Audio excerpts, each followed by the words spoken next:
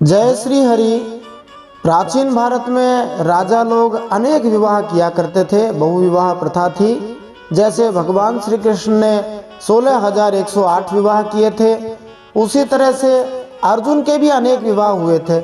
उन अनेक विवाहों में से एक विवाह की कथा परीक्षित महाराज से जुड़ी हुई है, भगवान श्री कृष्ण से भी जुड़ी हुई है। और उस विवाह के लिए अर्जुन को सन्यासी भी बनना पड़ा था, योगी बाबा बनना पड़ा था।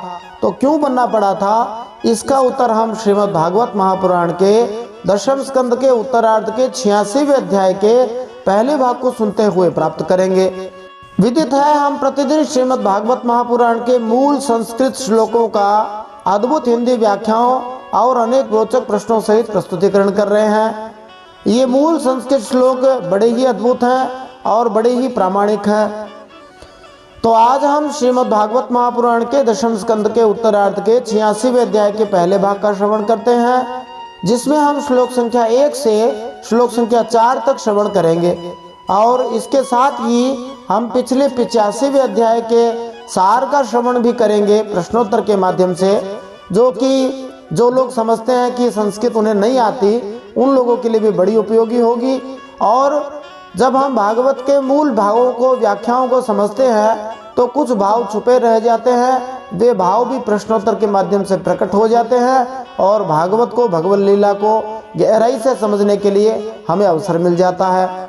तो पहले हम 85वें अध्याय का सार श्रवण करते हैं प्रश्नोत्तर के माध्यम से, फिर हम 86वें अध्याय में प्रवेश करेंगे। पिछले दशम स्कंद के उत्तरार्ध के 85वें अध्याय में भगवान श्री कृष्ण के द्वारा वसुदेव जी को ब्रह्म ज्ञान का उपदेश तथा देवकी जी के 6 पुत्रों को लौटा लाना, इस प्रसंग को सुनते हुए हमने जाना था कि किस तरह भगवान श्री कृष्ण ने अपने पिता वसुदेव जी को दिव्य ज्ञान दिया और भगवान श्री बलराम जी के साथ मिलकर अपनी माता के मृत पुत्रों का उद्धार किया। तो पिछले अध्याय में हमने जाना था कि एक दिन भगवान श्री कृष्ण और बलराम जी प्रातःकालीन प्रणाम करने के लिए अपने माता पिता देवकी वसुदेव जी के पास गए, उनको प्रणाम किया। तो देखो, आदर्श समाज कैसा हो, ये हम भगवान श्री कृष्ण के जीवन से, भगवान राम के जीवन से, महापुरुषों के जीवन से सीख सकते हैं। आदर्श समाज में बहुत बड़ी बड़ी बिल्डिंगें हों, बहुत बढ़िया चमचमाती सड़कें हों, बहुत सारी खाने पीने की चीज़ें हों, ये तो आवश्यक हो सकता है, परंतु इससे भी ज़्यादा आवश्यक है आदर्श समाज में अच्छे संस्कार होना। जैसा कि भगवान सुबह सुबह उठकर अपने माता पिता को प्रणाम करके हमें सिखाते हैं, इसीलिए हम प्रायः प्रतिदिन बच्चे को कहा करते हैं कि हरि भक्त सुबह पहले क्या करे। तो बच्चे कहते हैं कि हरि भक्त सुबह पहले हरि चरणों में प्रणाम करे, फिर क्या करे, फिर अपने माता पिता को प्रणाम करे, फिर भगवत गीता का पाठ करे, फिर हरि नाम जप करे, फिर विद्यालय का काम करे, फिर विद्यालय जाए। इस प्रकार से यदि हम बच्चों को अच्छे संस्कार देते हैं तो निश्चित रूप से आदर्श समाज बन सकता है। वसुदेव जी ने वहां आए हुए मुनियों द्वारा भगवान श्री कृष्ण की प्रशंसा सुनी थी और इसीलिए भगवान श्री कृष्ण तथा श्री बलराम जी को अपना पुत्र मानना छोड़कर पूर्ण पुरुषोत्तम भगवान के रूप में उनकी सर्वशक्तिमत्ता, सर्वव्यापकता तथा सर्वज्ञता की प्रशंसा करना आरंभ कर दिया। अब वसुदेव जी ने भगवान श्री कृष्ण और बलराम जी की भगवान के रूप में बढ़िया सुंदर स्तुति करी। और स्तुति करी तो देखो, भागवत जी की स्तुतियां हैं, शास्त्रों की जो स्तुतियां हैं, बड़ी ही विलक्षण स्तुतियां हैं। एक एक स्तुति में कुछ न कुछ विलक्षण भाव भरा हुआ रहता ही है। तो यहाँ पर वसुदेव जी ने जो स्तुति करी भगवान की, उसमें भगवान की स्तुति में सभी कारकों का प्रयोग कर दिया। संस्कृत व्याकरण में 6 कारक माने जाते हैं, कर्ता कर्म च करणम च संप्रदानम तथैव च अपादानाधिकरणम इत्याहु कारकाणि षट्। संबंध को कारक नहीं माना जाता है, परंतु यहाँ पर वसुदेव जी ने संबंध का भी प्रयोग कर दिया। तो कारकों का प्रयोग एक ही स्तुति में कर दिया, एक ही श्लोक में कर दिया। जहाँ पर चौथे श्लोक में वसुदेव जी ने कहा, यत्र येन यतो यस्य यस्मै यद यद यथा यदा, माने भगवान ही इस जगत के आधार भी हैं और भगवान जिस समय और जिस रूप में जो कुछ बनाना चाहते हैं तो भगवान में अधिष्ठान रूप में सब रहता है, तो भगवान अधिकरण हो गए। फिर कहा भगवान ही सब कुछ करने वाले हैं, इसलिए भगवान कर्ण के रूप में हो गए, इसलिए भगवान को येन कह दिया। फिर कहा भगवान से ही सब कुछ उत्पन्न होता है, इसलिए यतः शब्द का प्रयोग कर दिया पंचमी में। फिर भगवान से ही संबंधित होती है, इसलिए यस्य षष्ठी का प्रयोग कर दिया। और फिर यस्मई माने भगवान के लिए ही सब कुछ होता है, इसलिए संप्रदान का प्रयोग कर दिया। फिर यद माने भगवान करता भी हैं, और दूसरा यद है वो कर्म को भी बताता है। इस प्रकार एक ही श्लोक में संस्कृत व्याकरण के सभी कारकों का प्रयोग कर दिया। निश्चित रूप से भगवान ही व्याकरण के असली कारक हैं।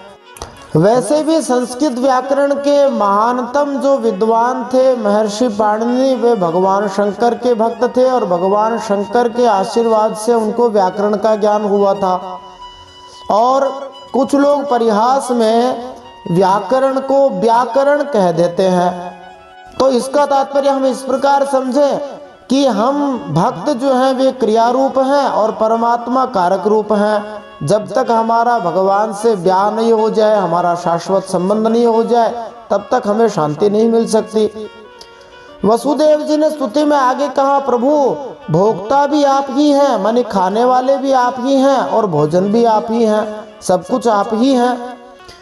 और फिर कहा सब कुछ भगवत स्वरूप है, सभी तत्वों में भगवान ही विराजमान है, आपकी ही शक्ति है। तो भगवान श्री कृष्ण ने श्रीमद् भगवत गीता के 10वें अध्याय में अपनी विभूतियों का वर्णन किया। वैसी ही बातें वसुदेव जी ने यहाँ अपने बेटे वासुदेव के लिए प्रयोग करी हैं। और जैसा भगवान श्री कृष्ण ने श्रीमद् भगवत गीता के 10वें अध्याय के 41वें श्लोक में कहा, यद यद विभूति मत सत्वम श्रीमदूर्जितमेव वा तत्तदेवावगच्छत्वम मम तेजोंश संभवम। किसी में कोई भी विभूति या मानसिक बल अथवा श्रीमत्ता अथवा कोई ऊर्जा दिखाई दे, वह सब भगवान कहते हैं मेरे ही अंश के कारण है। तो किसी में कोई भी योग्यता दिखाई दे, वो भगवान की ही माननी चाहिए, भगवान की ही है। फिर वसुदेव जी भगवान की स्तुति में कहते हैं कि हे प्रभु, हमने आपका भजन नहीं किया, भजन नहीं करने का पछतावा व्यक्त करते हैं। यद्यपि वसुदेव जी श्री भगवान के नित्य संगी हैं और सदा से ही भगवान का भजन करते आए हैं, परंतु हम जैसे लोगों को वसुदेव जी बता रहे हैं, चेता रहे हैं कि हमारी सारी आयु तो बिना भजन के यूं ही बीत रही है। और संतों ने गाया भी है, तूने हीरो सो जन्म गवायो भजन बिना बावरे। तो हम बिना भजन के हमारे हीरे जैसे जन्म को व्यर्थ बर्बाद न करें।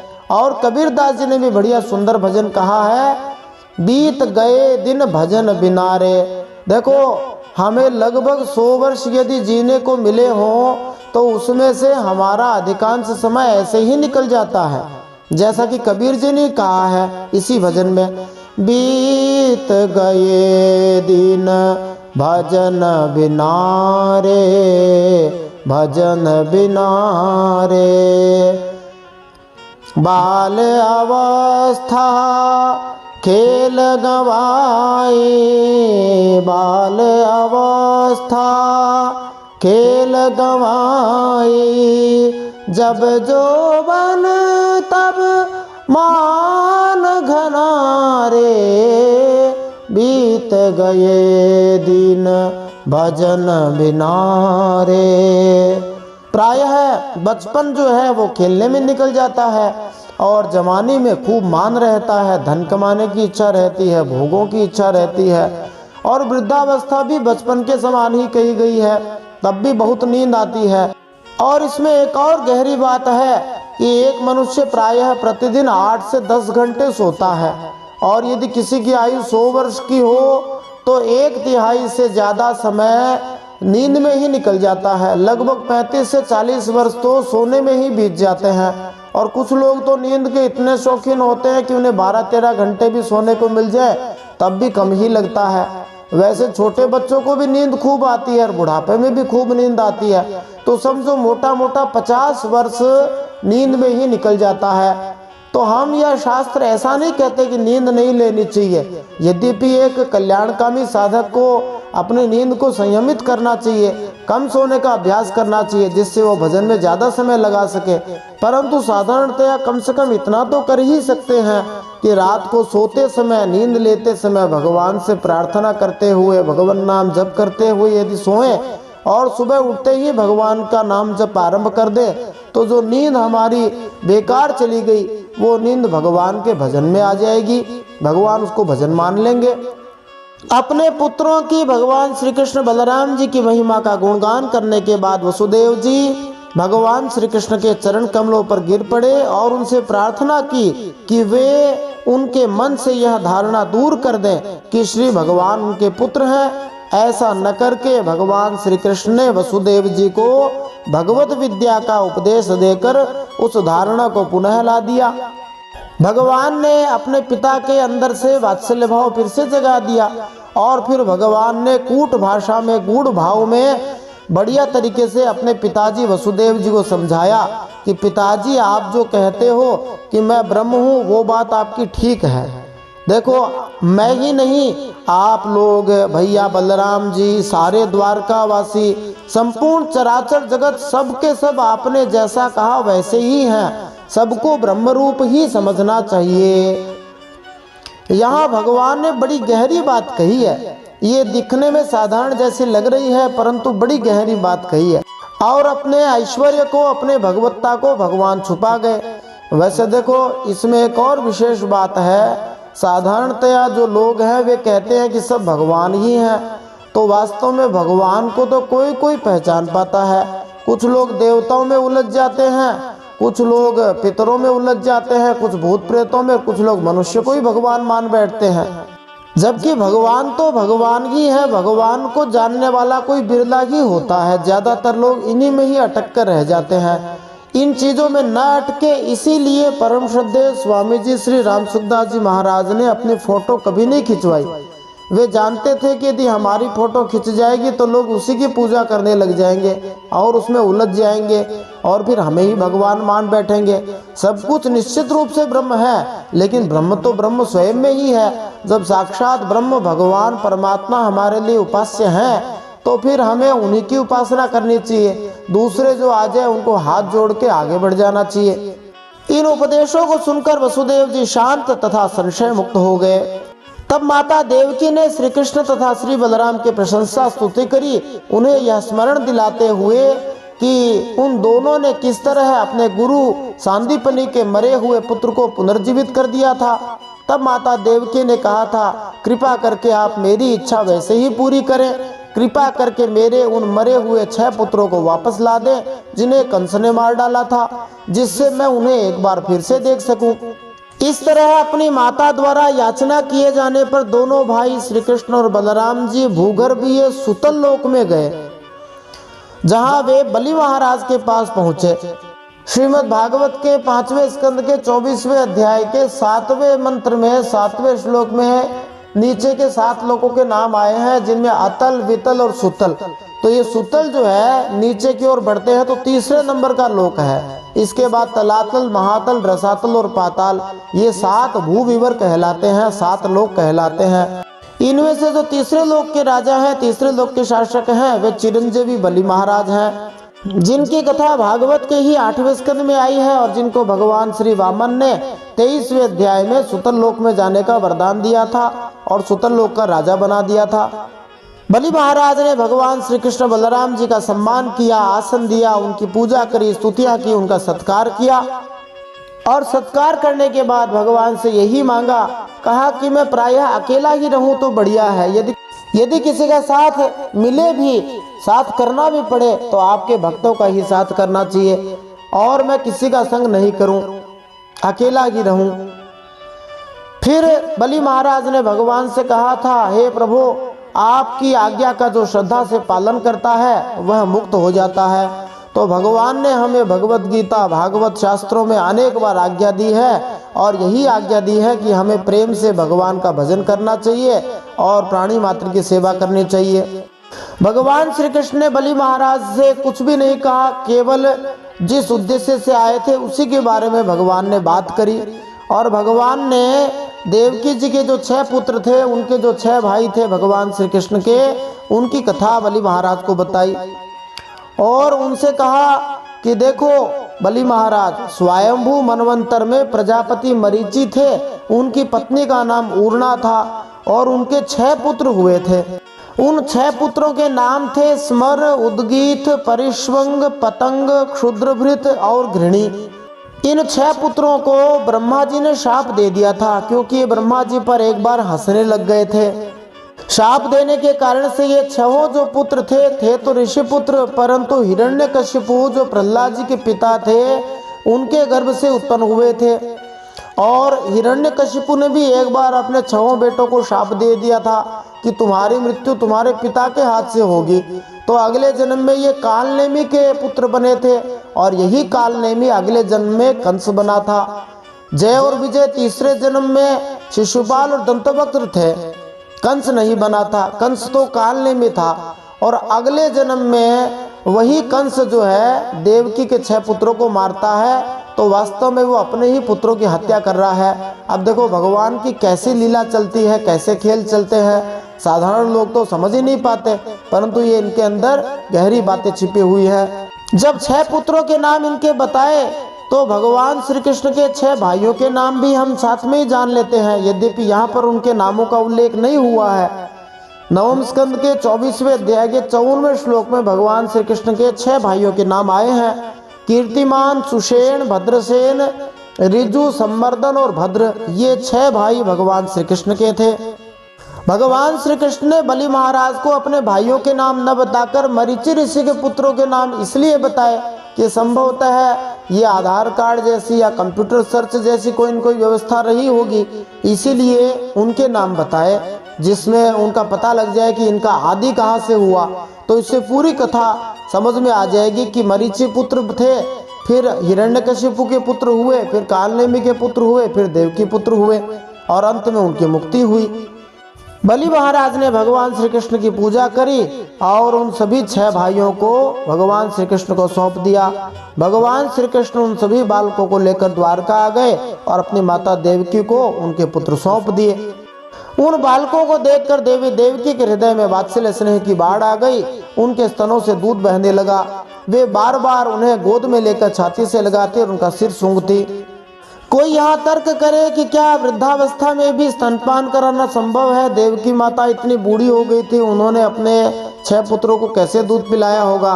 तो उन्हें विचार करना चाहिए कि वास्तव में दूध आता कहाँ से है। वही माता रहती है, वही बच्चा रहता है, लेकिन जब आवश्यकता नहीं होती है तो दूध नहीं रहता है, और जब आवश्यकता होती है कि बच्चे का दूध बिना काम नहीं चलता है तो श्री भगवान की कृपा से दूध आ जाता है। और बहुत सारी माताएं ऐसी भी रह जाती हैं जिनके दूध आता ही नहीं है। तो निस्संदेह ये सब भगवान की कृपा से, भगवान की लीला से होता है। जब भगवान श्री कृष्ण के 6 भाइयों ने अपनी माता देवकी का दूध पिया तो उनकी मुक्ति हो गई, उनको आत्म साक्षात्कार हो गया। अब यदि यहाँ पर फिर से कोई तर्क करे कि भगवान श्री कृष्ण ने देवकी जी का दूध कब पिया था, तो इसके बारे में 2 उल्लेख मिलते हैं। और ये पहला उल्लेख मिलता है कि जब भगवान श्री कृष्ण प्रकट हुए थे चतुर्भुज महाविष्णु के रूप में, बाद में बालक रूप में आए, तब देवकी माता ने गोकुल भेजने से पहले भगवान श्री कृष्ण को दूध पिलाया था। उन्होंने सोचा कि इतनी दूर जाएंगे तब तक इनको भूख न लगे, तब एक बार दूध पिया था। और अखंडानंद जी ने भी कहा है कि भगवान श्री कृष्ण जब मथुरा आ गए थे तब 12 वर्ष के थे, तब भी वे अपनी माता का दूध पिया करते थे। तो देवकी जी को भी भगवान ने सनाथ किया। तो भगवान श्री कृष्ण ने 3 माताओं का दूध पिया था। सबसे पहले देवकी माता का मथुरा में, और वापस आकर के मथुरा में पिया था, और बाद में उनकी दूसरी माता थी यशोदा जी, और वहीं पर तीसरी माता पूतना भी आई थी। इस प्रकार 3 माताओं ने भगवान श्री कृष्ण को दूध पिलाया था। सुखदेव जी कहते हैं कि भगवान श्री कृष्ण स्वयं परमात्मा है, उनकी शक्ति अनंत है, उनके ऐसे ऐसे अद्भुत चरित्र इतने हैं कि किसी प्रकार उनका पार नहीं पाया जा सकता। जो भगवान श्री कृष्ण के इन 6 भाइयों की मुक्ति की कथा सुनता है, उसकी पूरी चित्तवृत्ति माने पूरा मन भगवान में लग जाता है और वह भगवान के धाम को प्राप्त हो जाता है। अब हमें तो यही चाहिए, और क्या चाहिए। बोलिए भक्तवत्सल भगवान की जय। अब हम श्रीमद् भागवत महापुराण के दशम स्कंद के उत्तरार्ध के 86वें अध्याय का श्रवण करते हैं, जिसका हम अभी पहला भाग सुनेंगे। और पहले भाग में हम श्लोक संख्या 1 से श्लोक संख्या 4 तक सुनेंगे। इस 86वें अध्याय में सुभद्रा हरण की कथा और भगवान श्री कृष्ण का मिथिलापुरी में राजा जनक और शुतदेव ब्राह्मण के घर एक ही साथ जाना, इन प्रसंगों का श्रवण किया जाएगा। इस पहले भाग को सुनते हुए हम कुछ महत्वपूर्ण प्रश्नों के उत्तर प्राप्त कर सकते हैं, जो प्रश्न मौलिक रूप से श्रीमद् भागवत के अंदर से ही बनाए जा रहे हैं और भागवत को गहराई से समझने के लिए बनाए जा रहे हैं। प्रत्येक प्रश्न प्रामाणिक रहे, इसका हम बहुत ही विशेष ध्यान रख रहे हैं, और इसके लिए हम प्रश्न के आगे स्कंद, अध्याय और श्लोक संख्या डाल रहे हैं। तो प्रश्न इस प्रकार हैं, जिनके उत्तर हम प्राप्त कर सकते हैं। परीक्षित महाराज के दादा दादी कौन थे? परीक्षित महाराज का श्री सुखदेव जी से अपने दादा दादी के विवाह विषयक प्रश्न, उसके बारे में हम जानेंगे। सुभद्रा कौन थी? भगवान श्री कृष्ण की एकमात्र बहन का क्या नाम था? उसके बारे में हम जानेंगे। अर्जुन सन्यासी का वेश धारण करके द्वारका क्यों गए? ये भी हम जानेंगे। बलराम जी सुभद्रा का विवाह किसके साथ करना चाहते थे? त्रिदंडी और एकदंडी सन्यासी में क्या अंतर है? अर्जुन का संत महात्मा की तरह यति वेश में द्वारका में चातुर्मास हुआ, वो हम जानेंगे। और चातुर्मास क्यों किया जाता है, ये भी हम जानेंगे। आइए इन सब प्रश्नों के उत्तर जानने के लिए आज इस दशम स्कंद के उत्तरार्ध के 86वें अध्याय के पहले भाग का श्रवण करते हैं, जिसमें हम श्लोक संख्या 1 से श्लोक संख्या 4 तक सुनेंगे। दशम स्कंद में कुल 90 अध्याय हैं और हम दशम स्कंद के अवसान की ओर धीरे धीरे बढ़ रहे हैं। फिर हम 11वें स्कंद में भगवान के ज्ञान समुद्र में प्रवेश करेंगे। जय श्री हरि। नारायणं नमस्कृत्य नरं चैव नरोत्तमं देवीं सरस्वतीं व्यासं ततो जयमुदीरयेत्। भगवान श्री नरनारायण को प्रणाम करते हुए, श्री गणेश जी महाराज, माता सरस्वती, वेदव्यास भगवान को प्रणाम करते हुए, हृदयाराध्य सर्वांतर्यामी, सबके हृदयों में विराजमान, अनंत कोटि ब्रह्मांड नायक, परात् परब्रह्म पुरुषोत्तम, जगदाधार, जगन्नियंता, जगदीश्वर, जगतगुरु जगन्नाथ भगवान श्री हरि के पवित्र चरणों में प्रणाम करते हुए, भगवत स्वरूप श्रीमद् भागवत को प्रणाम करते हुए, श्री सुखदेव जी और परीक्षित महाराज को प्रणाम करते हुए, अनंत कोटि सब संत महात्माओं वैष्णवों को प्रणाम करते हुए, भगवान श्री द्वारकाधीश को प्रणाम करते हुए, अब हम श्रीमद् भागवत महापुराण के दशम स्कंद के उत्तरार्ध में 86वां अध्याय सुनते हैं। इस दशम स्कंद में 90 अध्याय हैं, हम अभी 86वां अध्याय सुनते हैं। मैं सुनील हरि आप सबका श्रीमद् भागवत महापुराण के संस्कृत श्लोकों का हिंदी भावार्थ रोचक प्रश्नों से सुनने के लिए स्वागत करता हूँ। श्रीमद् भागवत महापुराणम दशमः स्कंधः उत्तरार्धः अथ षडशीतितमोऽध्यायः। श्रीराजोवाच ब्रह्मन् वेदितुमिच्छामः स्वसारं रामकृष्णयोः यथोपयेमे विजयो या ममासीत पितामही। अब परीक्षित महाराज ने सुखदेव जी से पूछा, मेरे दादा अर्जुन ने भगवान श्री कृष्ण और बलराम जी की बहन सुभद्रा जी से, जो मेरी दादी थी, किस प्रकार विवाह किया, यह मैं आपसे जानने के लिए बहुत उत्सुक हूँ। श्रीधर स्वामी जी के अनुसार यहाँ पर परीक्षित महाराज का प्रश्न पिछली कथा से निकला है, क्योंकि अर्जुन द्वारा सुभद्रा के साथ पाणी ग्रहण करना उतनी ही कठिन करामात थी जितनी कि श्री कृष्ण द्वारा देवकी के पुत्रों को मृत्युलोक से वापस ले आना, क्योंकि अर्जुन के साथ सुभद्रा के विवाह का स्वयं भगवान बलराम जी विरोध कर रहे थे। श्री शुक उवाच अर्जुनस्तीर्थ यात्रायां पर्यटन् वनीं प्रभु गतः प्रभासमश्विनोन् मातुलेयीं स आत्मनः दुर्योधनाय रामस्तां दास्यतीति न चापरे तल्लिप्सो सयतिर्भूत्वा त्रिदण्डी द्वारकामगात्। श्री सुखदेव जी ने परीक्षित महाराज से कहा, एक बार अत्यंत शक्तिशाली अर्जुन तीर्थ यात्रा के लिए पृथ्वी पर घूमते हुए प्रभास क्षेत्र पहुँचे। वहाँ उन्होंने ये सुना कि बलराम जी मेरे मामा जी की बेटी सुभद्रा का विवाह दुर्योधन के साथ करना चाहते हैं, जबकि वसुदेव जी और भगवान श्री कृष्ण आदि बलराम जी से इस बारे में सहमत नहीं है। अब अर्जुन के मन में सुभद्रा को पाने की लालसा जगाई। भले ही सुभद्रा को पत्नी रूप में प्राप्त करने की अर्जुन की योजना प्रथा के विरुद्ध प्रतीत हुई हो, किंतु वे प्रोत्साहनवश ही ऐसा करने जा रहे थे। वास्तविकता ये थी कि भगवान श्री कृष्ण ही अर्जुन को मुख्य रूप से इस बारे में प्रोत्साहित कर रहे थे। द्वारका में राजवंश के ज्यादातर सदस्य, विशेष रूप से वसुदेव जी भी अपनी प्यारी बेटी दुर्योधन को देने के प्रस्ताव के कारण दुखी थे। तो अर्जुन ने सोचा कि दुर्योधन भगवान श्री कृष्ण का बहनोई बन जाएगा, ये बात ठीक नहीं रहेगी। दुर्योधन के साथ इनका संबंध होना हमारे लिए लाभदायक नहीं है, अर्जुन ने सोचा, इसलिए बहनोई तो मैं ही बनूंगा। हो सकता है भगवान ने अर्जुन को पहले ही संकेत कर दिया हो कि आगे महाभारत का युद्ध होने वाला है, इसलिए सुभद्रा का ब्याह तुम्हारे साथ हो जाए तो और बढ़िया संबंध हो जाएगा। इसीलिए अर्जुन त्रिदंडी वैष्णव का वेश धारण करके द्वारका पहुंचे। तत्र वै वार्षिकान् मासा नवात्सीत् स्वार्थ साधकः पौरैः सभाजितो भीक्ष्णं रामेणा जानता च सः। अर्जुन सुभद्रा को प्राप्त करने के लिए वहाँ द्वारका में 4 महीने तक रहे वर्षा काल में। प्रायः संत लोग चातुर्मास में इधर उधर जाते नहीं हैं। वहाँ पूर्ववासियों और बलराम जी ने उनका खूब सम्मान किया। उन्हें ये पता नहीं चला कि ये अर्जुन है, क्योंकि वे यति के वेश में थे, त्रिदंडी थे। अर्जुन कैसे यति बने थे?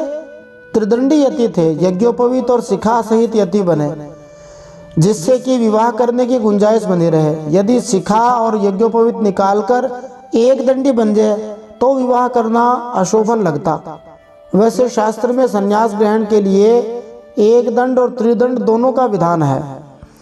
जैसे कहा है, यदैव विदितम तत्वम परम ब्रह्म सनातनम तदैक दंडम संगृह्य सोपवीताम शिखाम त्यजेत, जिसका अर्थ है कि यदि सन्यासी एक दंड ग्रहण करे तब तो चोटी और जनेऊ दोनों को छोड़ दे, और त्रिदंड ग्रहण करे तो चोटी और जनेऊ दोनों रखे। ऐसी स्थिति में वो विवाह भी कर सकता है। तो सन्यासियों की मुख्यतः 2 प्रकार हो गए, एक त्रिदंडी, एक दंडी। त्रिदंडी जो होते हैं वे विवाह कर सकते हैं, जनेऊ चोटी रखनी होती है, और जो एक दंडी होते हैं वे चोटी जनेऊ भी नहीं रखते और ब्याह भी नहीं कर सकते। तो अर्जुन त्रिदंडी सन्यासी बने थे।